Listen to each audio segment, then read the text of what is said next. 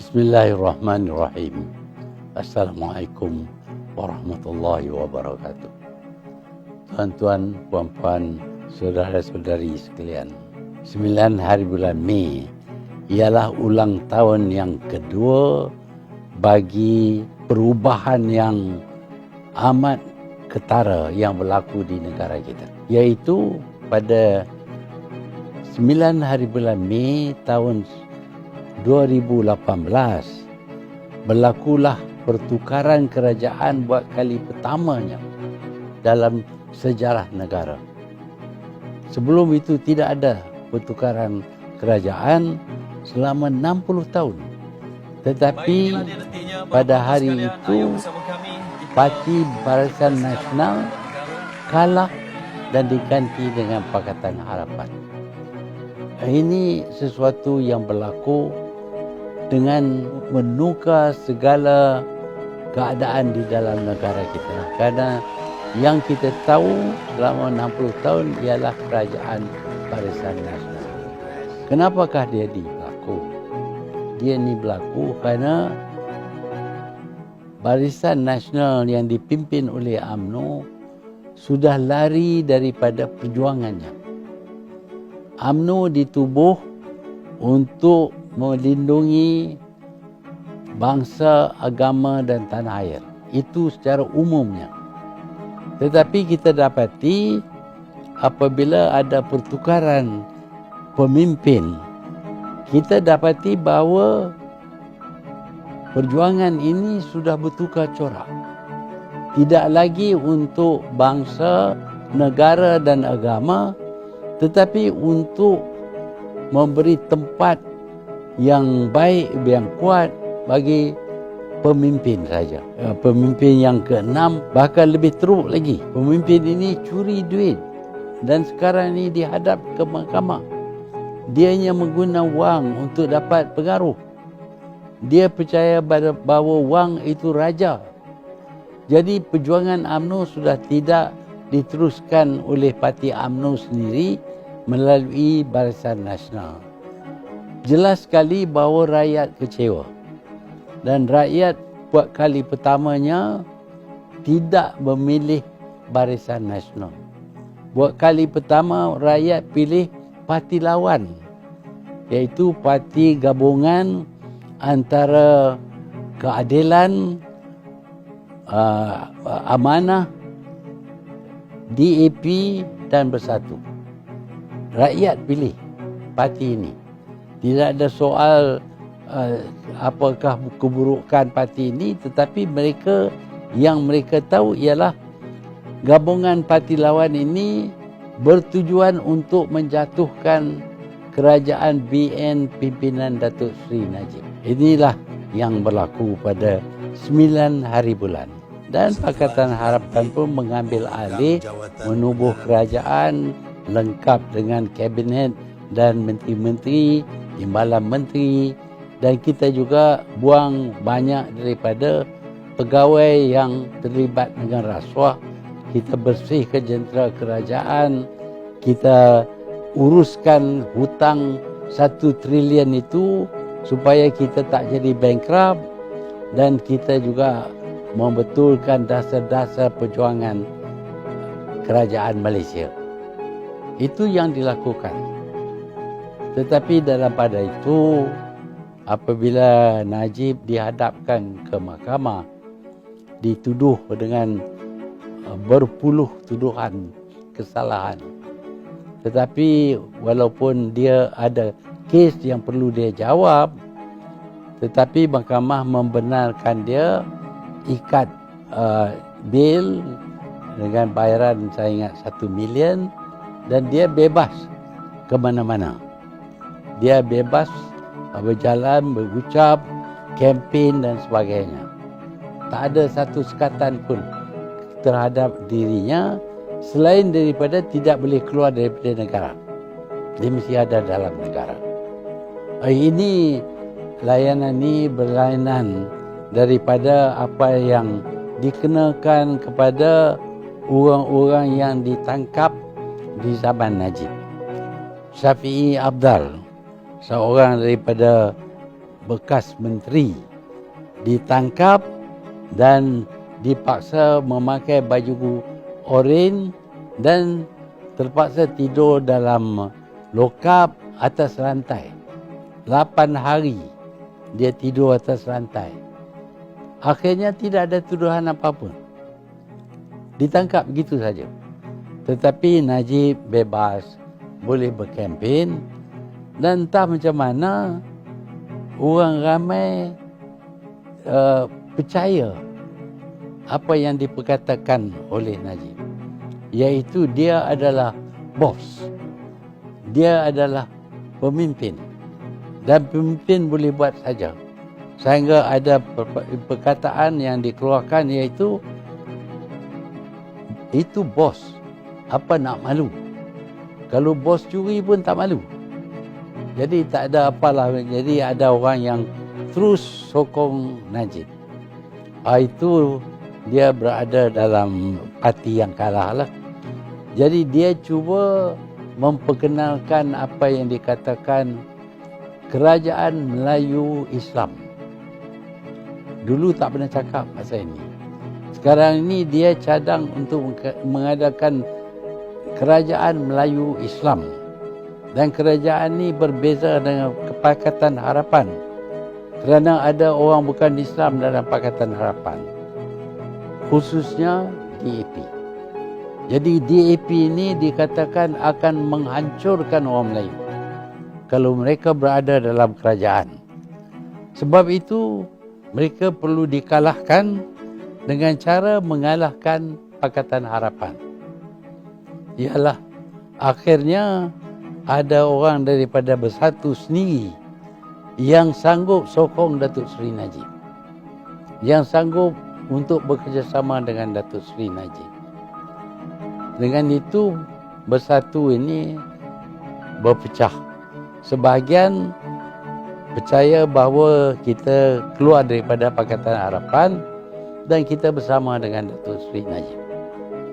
Dan jatuhlah Pakatan Harapan dan tertubuhlah kerajaan yang kadang-kadang dikenali sebagai Perikatan Nasional, PN, Perikatan Nasional.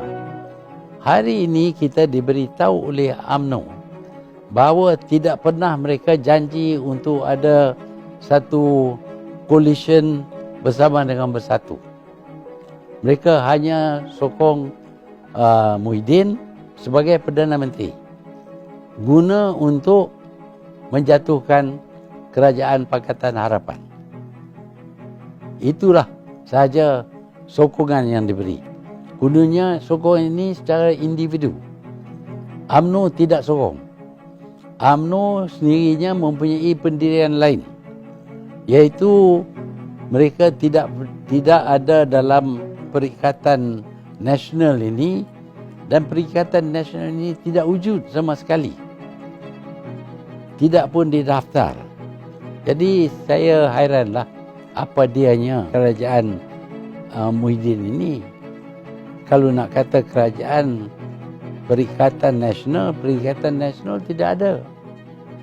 Tetapi kalau kita dapati dalam mesyuarat Dewan, tidak ada sokongan majoriti, bermakna dia tidak berhak menjadi Perdana Menteri. Untuk elak daripada itu, dia tidak benarkan kita mesyuarat dan buat mesyuarat 1 hari saja, tak bagi bawa usul. Jadi ini menyekat proses demokrasi. Biasanya kalau seseorang itu dilantik sebagai Perdana Menteri, dia dilantik oleh raja yang percaya bahawa dia mempunyai sokongan majoriti daripada wakil rakyat. Saya berpendapat bahawa demokrasi kita ni terhakis. Demokrasi bermakna rakyat yang menentukan nasib mereka melalui pelantikan wakil-wakil mereka, dan wakil-wakil mereka lah yang akan tentukan sama ada seseorang itu dipilih menjadi Perdana Menteri ataupun tidak. Tetapi dengan tidak adanya mesyuarat, Dewan tidak boleh menentukan kedudukan Tan Sri Muhyiddin. Ini tidak demokratik. Kalau dahulu kerajaan Najib dikatakan kerajaan pencuri, kleptokrasi. Kerajaan Muhyiddin ini yang tidak memberi peluang kita berbahas dalam parlimen, bukan lagi kerajaan demokratik, tetapi separuh dictatorship. Inilah yang dilakukan secara tidak langsung. Saya harap rakyat faham apa yang berlaku. Bagi ahli-ahli bersatu, saya nak peringat mereka, apabila mereka memecah jadi dua faction, satu faksi itu menyokong Muhyiddin untuk tubuh kerajaan, harus sudah bahawa janji Muhyiddin untuk mengadakan satu coalition dengan parti UMNO dan PAS tidak ada, tak wujud. Itu yang kita harap. Dan Bersatu punya harapan, apabila datang pilihan raya, kita akan bertanding sebagai coalition yang mana UMNO tidak akan mencabar di kawasan-kawasan yang Bersatu bertanding. Tapi sekarang ini UMNO berkata kami akan bertanding di semua kawasan biasa kami, termasuk yang diduduki oleh Parti Bersatu dan bekas-bekas UMNO yang keluar daripada UMNO. Jadi apa kedudukan Bersatu? Di satu pihak mereka tak dapat sokongan daripada UMNO, di pihak yang lain mereka juga tidak dapat sokongan daripada Parti Pakatan Harapan. Jadi tinggal Bersatu ini terkunting-kunting. Tak ada daratan, tak tahu di mana. Dan sudah tentu jika ada pilihan raya, tak mungkin Bersatu kekal pun. Besar kemungkinan Bersatu akan kalah teruk. Dan harapan orang Melayu untuk menggantikan UMNO dengan parti Melayu yang lain akan hilang. Kita harus ingat, kita tubuh Bersatu bukan sebagai parti campuran seperti yang parti-parti yang lain. Kita tubuh Bersatu untuk orang Melayu dan Bumi Putera. Sebabnya kerana UMNO tidak lagi mengutamakan Melayu dan Bumi Putera. Itu sebabnya yang kita tubuh Bersatu. Dan kalau kita hapuskan Bersatu, dan ini besar kemungkinan kerana tindakan UMNO, maka akan hilanglah Parti Melayu yang berhasrat untuk berjuang untuk bangsa, untuk negara, untuk agama. Kerana UMNO tidak lagi. UMNO berjuang sekarang ini untuk menyelamatkan Datuk Seri Najib. Itu saja. Tetapi kita terjebak kerana tidak diberitahu bahawa sebenarnya tidak ada perikatan. Saya harap pada hari ulang tahun yang kedua ini, ahli-ahli Bersatu fikir dengan mendalam. Apakah sebabnya mereka menyertai Bersatu? Mereka menyertai Bersatu kerana mereka sudah tidak percaya lagi kepada UMNO. Tetapi sekarang ini mereka dirangkum masuk dengan cara yang tidak betul, dengan penipuan, supaya UMNO sekarang ini menjadi sebahagian daripada kerajaan dengan pengaruh-pengaruh tertentu. Inilah yang sedang berlaku, dan pada 9 hari bulan Mei ini, fikir-fikirlah dengan mendalam. Ya, kita patut setia kepada orang itu dan orang ini, tetapi jangan setia kepada pemimpin saja.